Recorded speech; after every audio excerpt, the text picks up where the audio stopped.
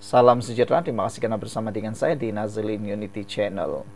Rafizi akhirnya bersuara berkait dengan keadaan semasa dalam Parti Bersatu yang bergolak. Sebenarnya saya tertarik dengan apa yang Rafizi akan komen. Karena Rafizi sebahagian daripada orang yang dikhianati oleh Parti Bersatu. Bersatu bergolak, Rafizi beri analogi kucing oren gemuk.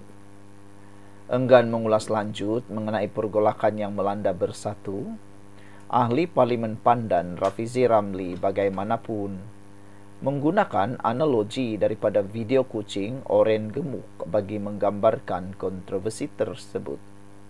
Kata Rafizi, saya tak nak ulas Bersatu bergolak. Jadi saya kongsi video kawan saya, seekor kucing oren gemuk. Dia ada 2 video. Satu pasal perangai ahli politik, yang kedua pasal setia kawan dalam politik. Moga ini menjadi pengajaran kepada semua dan kredit kepada kucing oren gemuk, katanya dalam hantaran video di Facebook hari ini. Dalam video pertama menyaksikan seekor kucing oren gemuk bersama seekor kucing yang bersembunyi di sebalik pokok selepas memasang perangkap tertentu terhadap haiwan lain. Kucing oren gemuk itu antara lain meletakkan kulit pisang di tengah jalan hingga menyebabkan seekor lembu terpijak dan terjatuh akibat licin. Kucing oren gemuk pula bersama harimau terus ketawa melihat insiden menimpa lembu berkenan. Tikus, babi, dan musang turut menjadi mangsa kenakalan kucing oren gemuk yang begitu seronok melihat haiwan lain ditimpa kecelakaan. Namun, perlakuan kucing oren gemuk diperhatikan seekor katak yang marah dengan perangai kucing itu. Katak kemudiannya menjatuhkan sarang lebah dari atas pokok tempat kucing dan harimau berselindung. Kedua-dua watak jahat kemudiannya diserang segerombolan lebah, menyebabkan mereka cedera disengat. Berdendam dengan tindakan sang katak, kucing oren gemuk dan harimau kemudiannya bertindak melempar sebiji durian sekaligus mendatangkan kecederaan kepada katak. Mereka bergembira di atas kecelakaan dialami sang katak, sehingga menjahit pakaian khas menggunakan kulit katak untuk dipakai dan menari-nari kegembiraan. Sebelum kita teruskan ulasan kali ini, jangan lupa tinggalkan komen Anda dengan tanda pagar kami benci pengkhianat. Sebelum itu, izinkan dulu saya berkongsi kepada Anda semua. Ini ialah terapi imun Transfer Factor for Life. Terapi imun yang meningkatkan daya imun badan kita sehingga 400%. Secara umum dan ringkasnya, apabila imun badan kita lemah, apabila imun badan kita bodoh, apabila imun badan kita tidak lagi seimbang dan kuat, kita kena penyakit dan kita tidak sembuh daripada penyakit, dan penyakit berakar di dalam tubuh badan kita, bersarang dalam tubuh badan kita. Terapi imun ini mengajar, mendidik, dan menguatkan imun badan kita serta menyeimbangkannya. Apabila imun badan kita sudah jadi kuat, bijaksana, dan seimbang, imun badan kita itulah yang akan bertindak menghapuskan semua jenis penyakit yang ada dalam tubuh badan kita. Cepat dapatkan produk yang hebat ini melalui nombor telepon saya yang tertera. Produk ini lulus KKM, halal, dan diperakui oleh dokter-dokter di seluruh dunia. Mungkin ini jawaban yang Tuhan hantar untuk masalah kesehatan Anda hari ini. Saudara-saudara sekalian, apakah lagi ceritanya? Kisah ini menggambarkan, memberi gambaran bahwa watak individu yang jahat, yaitu kucing oren gemuk, yang berselindung di sebalik kekuasaan individu lain, yaitu harimau, dan mereka mengkhianati atau menjatuhkan individu-individu lain. Rafizi memberi analogi tersebut susulan konflik dialami Bersatu selepas ahli Parlimen Tasik Gelugur Wan Saiful Wanjan yang menafikan ada gerakan untuk menyingkirkan Muhyiddin Yassin daripada jawatan presiden. Sebaliknya menjelaskan, akuan berkenan SD yang ditandatangani 120 ketua bahagian parti itu sebenarnya untuk menyatakan sokongan terhadap pelan peralihan kuasa yang dipersetujui tahun lalu. Wan Saiful turut mendakwa wujud salah laku membabitkan dua pemimpin parti, yaitu Azmin Ali dan Tun Faisal Ismail Ali, termasuk ugutan fizikal serta perang cyber. Menyasarkan Azmin, Wan Saiful malah berkata hubungannya dengan Setiausaha Agung Bersatu itu kejap panas kejap sejuk sejak tahun lalu, dipercayai berkaitan skandal video pada tahun 2019 yang mengaitkan bekas timbalan Presiden PKR itu. Sementara itu, dalam video kedua dikongsi Rafizi, menyaksikan kisah seekor kucing oren gemuk yang baik hati membantu seekor rusa yang cedera. Dia menyelamatkan dan menjaga rusa tersebut sehingga sembuh daripada kecederaan yang dialami, termasuk memberi makan dan minum. Kucing oren gemuk kemudiannya meminta rusa supaya mengajak kawan-kawan atau keluarga rusa yang lain untuk bersama mereka. Si kucing kemudiannya meraihkan sekumpulan rusa dengan jamuan dan minuman keras sehingga mabuk tidak sadarkan diri. Di sebalik kebaikan kucing oren gemuk itu rupanya terselindung niat yang jahat. Sekumpulan rusa akhirnya menjadi mangsa si kucing. Kulit rusa dijadikan pakaian dan daging rusa menjadi santapan kucing oren gemuk.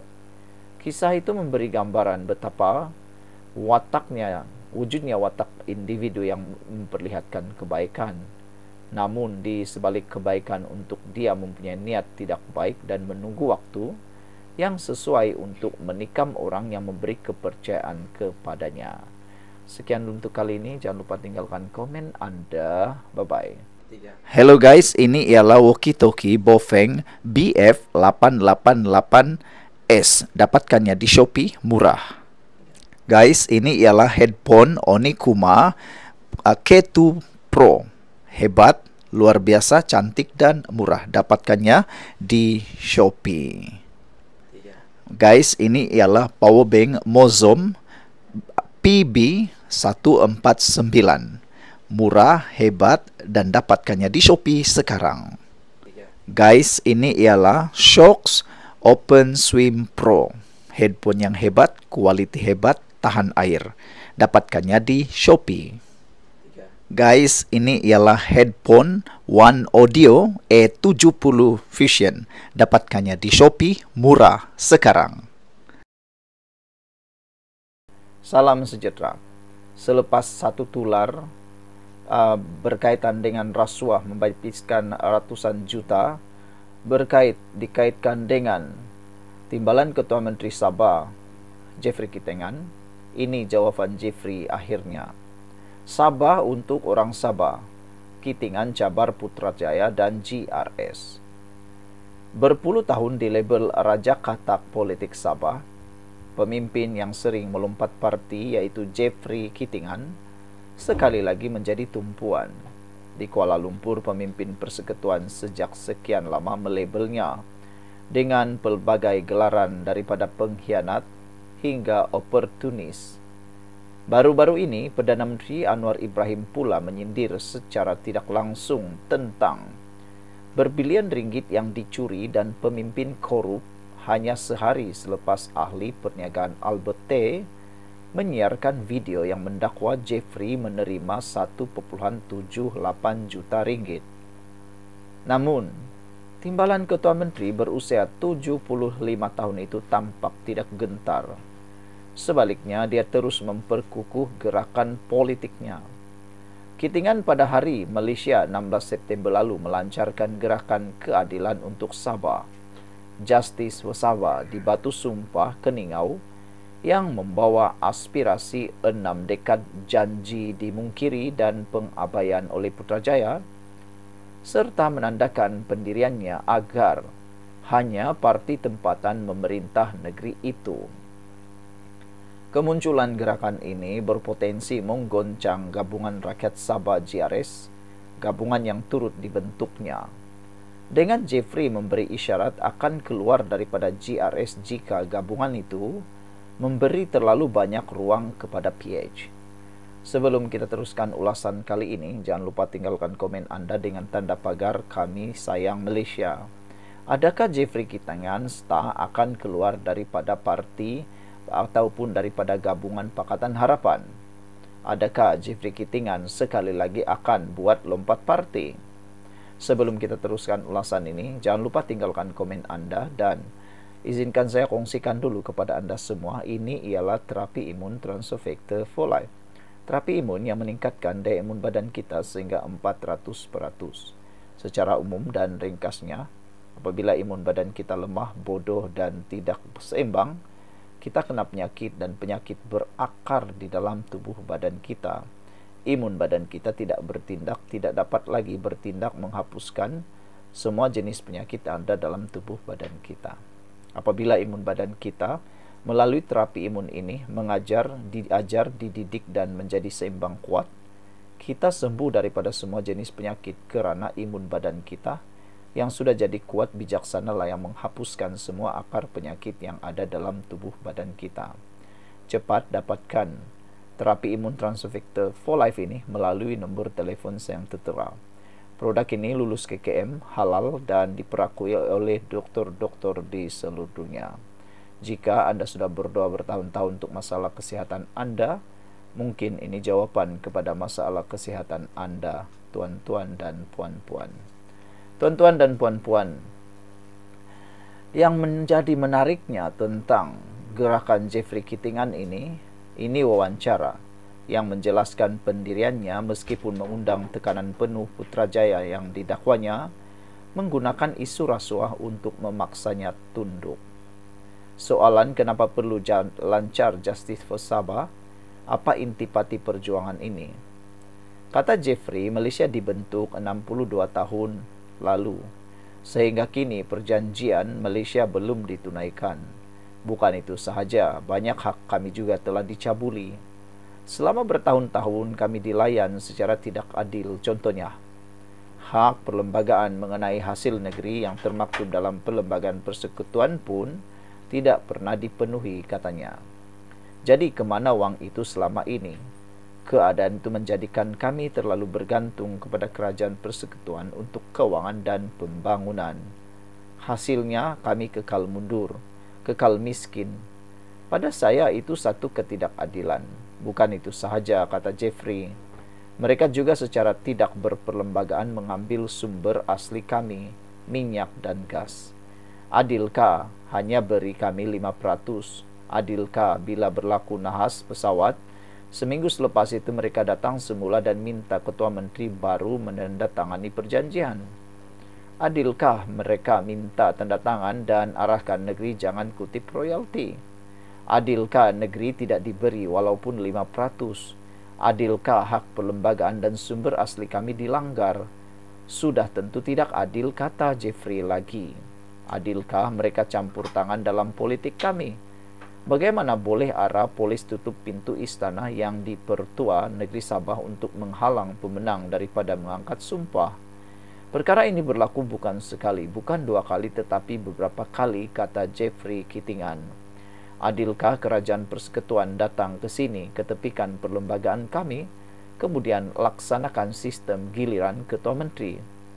Sistem giliran Ketua Menteri dari tahun 1994 hingga 2004 sudah tentu ia tidak adil, kata Jeffrey Kitingan lagi. Adilkah kerajaan persekutuan cuba ubah demografi kaum kami dengan memberi kewarganegaraan kepada pendatang tanpa izin, tanpa ikut perlembagaan, memberi mereka hak mengundi? Adakah itu adil? Kata Jeffrey Kitingan, merujuk kepada kontroversi projek IC. Jadi, adakah kita mahu biarkan ini berterusan, kata Jeffrey? Adakah kita rela dilayan begini? Bagi saya cukup sudah bah, katanya. Sebab Sabah mesti bangkit, mesti melawan dan mesti berkata cukup sudah. Kita mahu keadilan untuk Sabah, kata Jeffrey Kitingan. Pelancaran pada Hari Malaysia di Batu Sumpah Keningau mengapa simbolik? Ini jawaban Jeffrey Kitingan. Itulah pelancaran awal. Kami pilih 16 September di Batu Sumpah Keningau kerana ia simbolik kepada Hari Malaysia, kata Jeffrey. Ia hari pembentukan Malaysia. Batu Sumpah mewakili beberapa hak asas, sebab itu simbolik sebagai Hari Justice for Sabah kerana ia jauh dan jatuh pada Hari Malaysia, katanya. Adakah Malaysia benar-benar terlaksana atau tidak? Batu Sumpah lambang rakyat kami bersumpah menyokong Malaysia dengan syarat hak Sabah dipatuhi sebagaimana yang dilambangkan oleh Batu Sumpah itu. Itu sebabnya kami pilih tajuk tersebut Justice for Sabah, kata Jeffrey Kitingan. Pengkritik kata, Anda mencabar kerajaan persekutuan. Gerakan ini anti persekutuan. Jeffrey menjawab, tidak. Kalau kita ada sikap begitu, kita sebenarnya membenarkan kerajaan persekutuan meneruskan ketidakadilan kerana kita tidak menyuarakan apa yang sepatutnya kita suarakan. Kita tidak mempersoalkan layanan mereka. Jadi itu bukan anti persekutuan. Itu perjuangan untuk menuntut keadilan, meminta mereka supaya adil, supaya saksama. Saya katakan dari awal pembentukan Malaysia sampai sekarang, mereka sudah menetapkan agenda mereka dan agenda itu bertentangan dengan apa yang diingini pemimpin Sabah, kata Jeffrey lagi. Sekian untuk kali ini. Jangan lupa tinggalkan komen Anda. Bye-bye.